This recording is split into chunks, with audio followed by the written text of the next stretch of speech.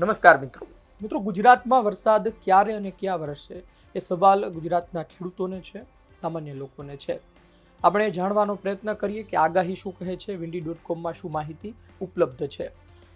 તારીખ 24 થાય છે અને 1 વાગ્યાના સમય દરમિયાન હળવાથી મધ્ય વરસાદની આગાહી સૌરાષ્ટ્રના કેટલાય વિસ્તારમાં કરવામાં આવી રહી છે.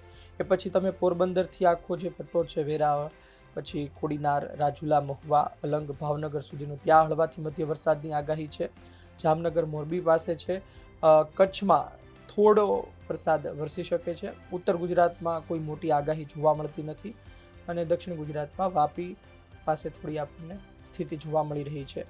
સુરત પાસે થોડી સ્થિતિ જોવા મળી રહી છે.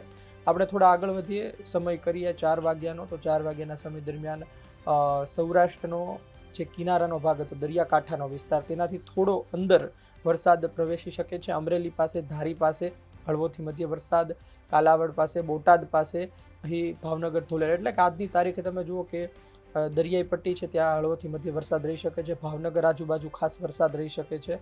અહીં તમે વડોદરા આજુબાજુ જોઈ શકો છો, ભરૂચ છે, સુરત છે, અને ઉત્તર ગુજરાતમાં એટલી મોટી અસર નથી. કચ્છમાં પણ કોઈ મોટી અસર એટલી જોવા મળતી નથી, પરંતુ ખાસ સૌરાષ્ટ્રમાં અસર જોવા મળી શકે છે. આપણે થોડા હજુ પણ આગળ વધીએ, 7 વાગ્યાનો સમય કરીએ 24 તારીખમાં, તો એ જ પરિસ્થિતિ છે. મોટો કશો ફેરફાર નથી, તમે જોઈ શકો છો. અને તેનાથી પણ આપણે આગળ વધીએ અને 9 વાગ્યાનો સમય કરીએ તો પણ એ જ પ્રકારની પરિસ્થિતિ જોવા મળે છે. એટલે ખાસ કરી 24 તારીખ માટે સૌરાષ્ટ્રના દરિયાઈ કાંઠામાં હળવાથી મધ્ય વરસાદની આગાહી છે અને સૌરાષ્ટ્રના મધ્ય ભાગમાં પણ વરસાદ વરસી શકે છે. રાજકોટ આજુબાજુ છે, કાલાવાડ છે, બોટાદ છે, વિસ્તારની વાત કરવામાં આવી. 25 તારીખમાં જઈએ તો તમે જોઈ શકો છો શું સ્થિતિ છે. રાત્રિના 1 વાગ્યાની સ્થિતિ છે. હજુ પણ આપણે આગળ વધીએ સમય સાથે, સવારના વહેલા 5 વાગ્યાની સ્થિતિ જોઈ શકો છો. એવા કોઈ ભારે વરસાદની કોઈ આગાહી જોવા મળતી નથી. 9 વાગ્યાની સ્થિતિમાં પણ એવું કશું જોવા મળતું નથી. પરંતુ 1 વાગ્યાની સ્થિતિ 25 તારીખમાં જોઈએ તો ફરી એ જ તે જે રાજુલા, મહુવા, અલંગ પાસે, કોડીનાર, વેરાવળ પાસેનો જે દરિયાઈ વિસ્તાર છે, જામનગર પાસે વરસાદ જોવા મળે. પરંતુ ખાસ દક્ષિણ ગુજરાતમાં મોટાભાગના વિસ્તારોમાં હળવોથી મધ્ય વરસાદ રહે તેવી સ્થિતિ જોવા મળી રહી છે. ઉત્તર ગુજરાત, કચ્છમાં એવી કોઈ મોટી અસર હજુ પણ જોવા મળતી નથી. 25 તારીખમાં 5 વાગ્યાની વાત કરીએ તો એ જ પરિસ્થિતિ છે. સૌરાષ્ટ્રમાં આપણે જોઈ શકીએ છીએ, મધ્ય ભાગ હોય, દરિયાઈ વિસ્તાર હોય, ત્યાં જોવા મળી શકે છે. ખાસ તમે જુઓ કે સુરેન્દ્રનગર, વિરમગામ પાસે, એટલે કે મધ્ય ગુજરાત બાજુ પણ હળવોથી મધ્ય વરસાદ નોંધાઈ શકે છે.